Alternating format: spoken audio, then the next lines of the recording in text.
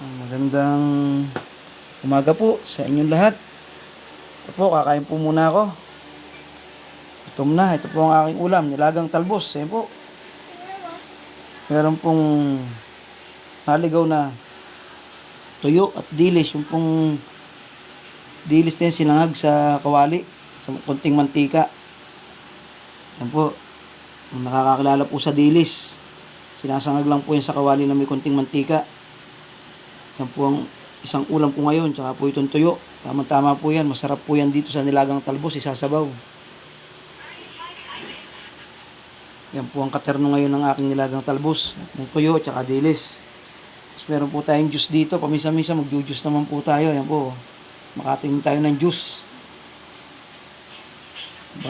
Kailangan na po ng katawan natin yung juice hindi po natin nalalagyan. Juice po yan. Yan po yung ulamin.